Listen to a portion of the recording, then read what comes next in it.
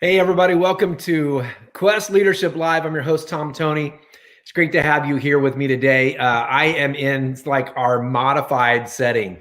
So this past week here in our Quest studio, we had a little bit of a flood, had a torrential rain coming down, and we had some flood happening around here. And so things are a little bit modified, a little bit different. We're kind of working through getting some repairs done and that kind of stuff. So, things happen, but it's all right. We're moving on. It's going to be great. So I just wanted to kind of let you know why things have changed here just a little bit. But today I want to talk to you kind of along these lines about object permanence, and the developmental mind of young students. So what we need to know about the idea of object permanence and why it has an impact on how we coach and train our students. So thank you for joining me here. Take a quick second to share this out with your friends. Get them connected to today's episode as we talk about building strong young leaders.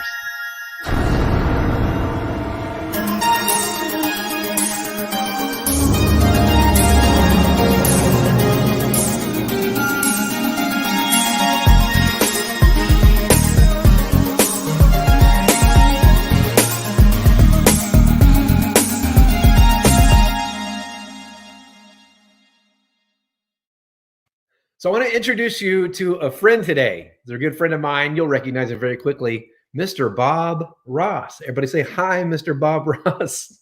Now, this is a Bob Ross chia pet that somebody bought, I think, for me a couple Christmases ago.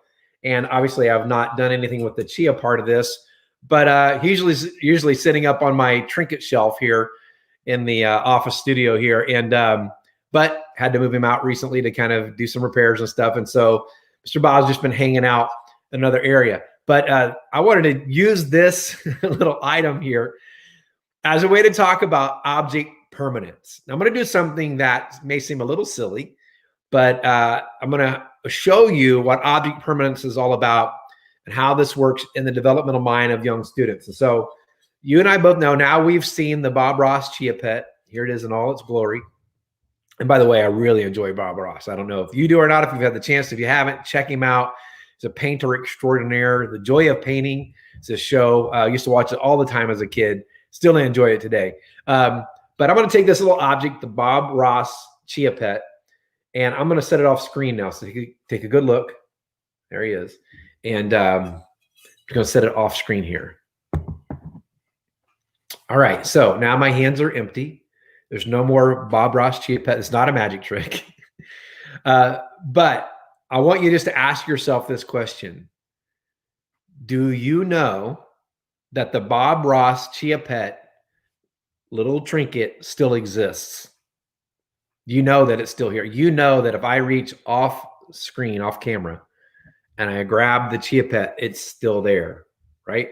So I'm gonna put it back out of the way. Can't see it. Where is it? Where did it go? We know it's still there, right? Why is that? Well, because as we've developed and our brains have developed, we've developed something called object permanence. Object permanence simply means that just because we can't see it doesn't mean it no longer exists. Now, early in life, as we're born, as we're infants and getting into toddler ages up to a certain age, we don't have object permanence yet. We learn it pretty quickly, but in the first year or so of our lives, we don't really have object permanence quite yet. We know that if you show this to an infant and they recognize it, maybe they goo and gaw over, ooh, ah, and they want to reach up and feel the texture and so on. But if you take that object and you hide it, you put it somewhere else, as far as they're concerned, it's gone. It no longer exists. If they can't see it, it doesn't exist.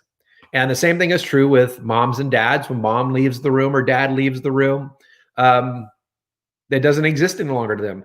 This is why, let me do another experiment here with you. Let's see here, just kind of off the cuff. So if I take Mr. Bob Ross, and you can see him now, and then I put a paper in front of him like that, does he still exist? Is he still there? Oh, of course we know he's still there. He's behind the paper, right? But this is why Peekaboo gets little babies to laugh so much, because there's Bob Ross and now he's gone. There he is again. And now he's gone. There he is again. And now he's gone. To them, when you put the paper up over Bob Ross, he no longer exists. And every time you pull the paper down, it's like the first time they met Bob Ross, the Bob Ross Chia Pet. So for us, we don't laugh at that. When's the last time you went up to a friend and went, Piggy Boo, like that, and they laughed out loud? They're like, oh, it's the first time I've seen you. Where'd you go? Piggy Boo, right? It doesn't work because we have object permanence. Object permanence is a big deal in the development of young students. It's a big deal in the development of us as humans, because it isn't just about actual physical objects that we gain a permanence, but it's also about the things that we associate with those relationships that become permanent. As an example, love becomes a permanent fixture in our lives. Even when we don't feel it, even when we don't know it, we can still feel when a person that we love is not around, we can still feel the love of that person. Let me give you an example of that. So think right now about somebody that you're not near, that's very dear to you. Maybe it's a parent, maybe a grandparent or an aunt or uncle or just a good friend. Think about them. And when you think about that person, as I'm thinking about someone right now, how does it make you feel inside? Do you kind of feel that warmth of love and admiration, the sincerity of their friendship? And it literally, just thinking about them can lift your spirits, right? Why is that? Well, because we have object permanence. We have a permanence inside of us that's attached to, even when that person is gone, we can still feel the permanence of that relationship. Well, in some cases, if depending on the experience that a student has had in their developmental years, they may not have had a chance to truly establish that idea of object permanence where it concerns the feelings that we have: love, respect, appreciation, encouragement. And without having experienced those things in a healthy way, what we tend to do, and you and I have felt this as well, is that when we're not sure about how someone feels about us, if they're not expressing it to us in some way, we feel that void in our lives. Now think about a relationship that you're in right now where you're not certain about how that person feels. And maybe you're wanting that person to like you or to love you or express a certain feeling towards you, but it doesn't seem like you're getting that. What is something that you might do? Well, what we might tend to do is we might tend to act and perform in certain ways to try to gain that from them. So we'll work harder for them, we're kind to them, we sacrifice for them in a hopes that we'll get from them the thing that we feel like we're missing. When we don't have that sense of permanence or confidence in that, it causes us to act in certain ways to try to gain it. And until we have it, we're going to continue down that road of it impacting our interaction with the world around us. So when you see a young student acting out in a certain way, performing in a certain way, doing certain things, you can be sure that somewhere in the back of those actions is the need that they're trying to get to, the want that they have for what those actions will produce, whether that is control over one's own environment. And so they're acting out in ways where they're pushing back on others, or they're acting out in ways where they're trying to gain the acceptance of another, maybe by giving gifts or performing in some way, being silly, trying to get laughs, trying to feel acceptance, and those types of things, don't want to feel rejected. There's a void that's happening that they're trying to gain in their life, because probably somewhere in their development, there was enough of a lack in there in that area that now they're trying to make up for that. So this is the tip of the iceberg. It's a way oversimplification of what this works like and why it matters. But I wanted to bring it up today because there's no doubt that in our current situation, our current world and culture, that there are a lot of people who are struggling with deep resentment and rejection and fear. And even though our students may be in a safe environment when they're with us or around your coaching and your team, there's also the reality that that may not be the case in every area of their lives, that they may come from scenarios in which they're not receiving those things that are incredibly important to our healthy development, or maybe they're receiving them even in an unhealthy way that actually exaggerates the problem. For us to be aware of the fact that every student has his or her own backstory, his or her own true reality, and that they're still maybe grappling with developing some of these things like object permanence in their life, especially where it concerns the love, respect, and appreciation and the encouragement of somebody of influence in their lives, that may be a major void they're working hard to fill. It's even possible that they may volunteer, that we may look at a kid and, wow, they're always volunteering, they're always working hard. And that's great. Of course, we want that grit, determination, executive functioning, that recognition that my effort has an impact on my world and I'm willing to do the hard work. We definitely want to develop that in young students, but we also have to be aware of where it might be coming from, that there may be a deeper need or want or desire that student is expressing through that willingness to work hard or go the extra mile.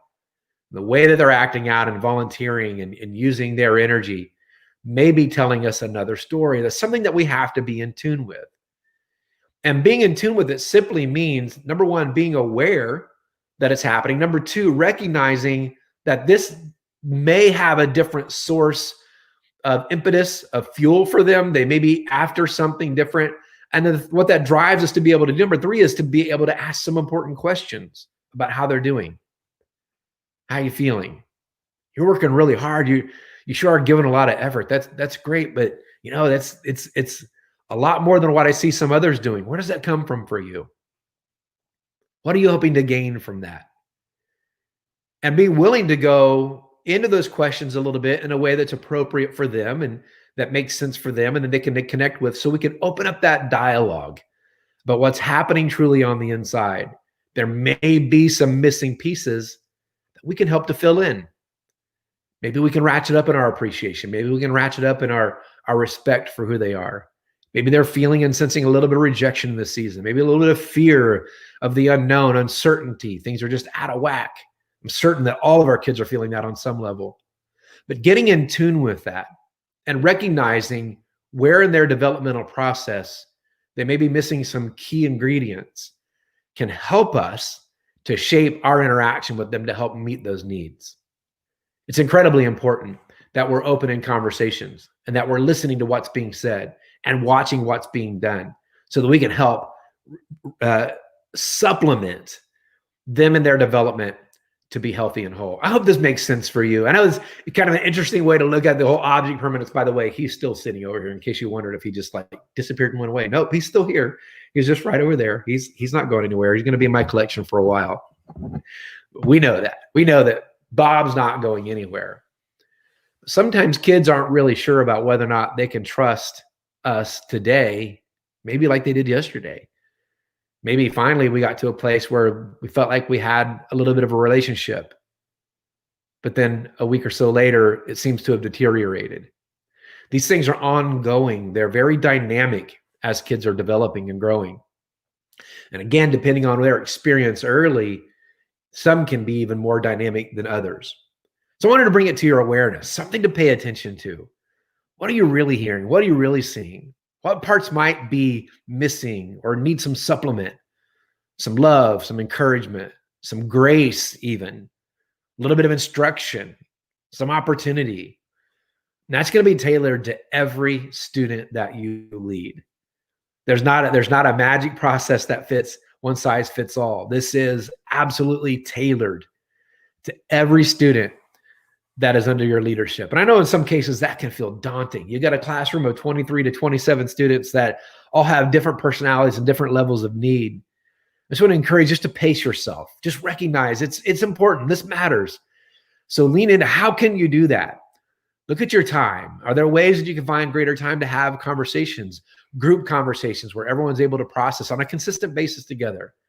You're able to get some of those things out there, hear them, take notes, then move on to the stuff that you have to do. But build up that repertoire, build up that reservoir and that database of, man, this is how I know what I know about my kids and what I know they need from me. And then use your maturity to help bring that for them, help encourage them, strengthen them, give them opportunities, whatever it is they need individually for their development. So I hope this is helpful. I know it's a bit of a challenge, but you've got this. I believe that we can do this, and I think it's going to be really healthy for our kids. I would love to hear your feedback on this. What does that look like for you in your classroom, for you there with your team? How do you do that? What ways do you use? What techniques and methods do you use? Let's help the community here of coaches, leaders, and mentors that are helping to try to pour into this next generation of leaders. Let's come together and work together on this. I'd love to hear your feedback. You can reach out to us here on Facebook, but please share this out. I would encourage you today to go after it. It's worth going after. Let's help our kids become strong, young leaders. I'll see you next time.